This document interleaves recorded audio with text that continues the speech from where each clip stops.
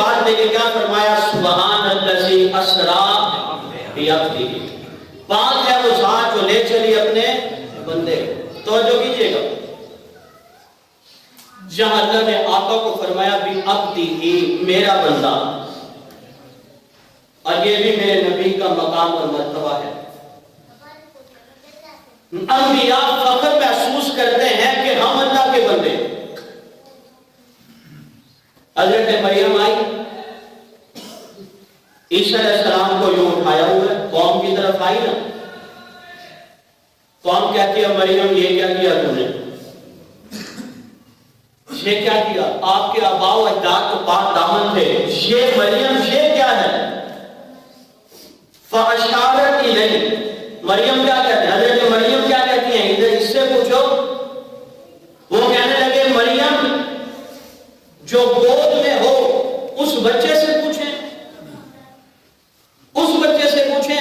ابھی یہ بات ہو رہی تھی، عیسیٰ علیہ السلام بول پڑے، قال انی عبد اللہ، میں اللہ کا بندہ ہوں۔ سبحان اللہ، گہوارے میں بولے میں اللہ کا، انی عبداللہ، میں اللہ کا بندہ ہوں۔ جب یہ بات نبی بھی فخر محسوس کرتا ہے، توجہ کیجئے گا، انبیاء کہتے ہیں ہم اللہ کے بندے، انبیاء فخر محسوس کرتے ہیں، اولیاء کہتے ہیں ہم اللہ کے بندے، اولیاء فخر محسوس کرتے ہیں، اصفیاء کہتے ہیں ہم اللہ کے بندے، اصفیاء فخر محسوس کرتے ہیں، مفسرین کہتے ہیں ہم اللہ کے بندے، مفسرین فخر محسوس کرتے ہیں، مقررین کہتے ہیں ہم اللہ کے بندے، مقررین فخر محسوس کرتے ہیں، ولی کہتا ہے میں اللہ کا بندہ، فخر محسوس کرتے ہیں۔ ساری دنیا کے لوگ اپنے آپ کو اللہ کا بندہ کہہ کر فخر محسوس کرتا ہے۔ میرا آقا وہ ہے جس کو اللہ نے خود فرمایا سبحان الذی اسرا بعبدہ، سارے لوگ میرے بندے ہونے پہ فخر کرتے ہیں، اے میرے نبی میں خود آپ کو اپنا بندہ کہہ رہا ہوں۔ سبحان اللہ۔ اور اگلی بات پہ غور کیجئے گا، آخری بات ہے،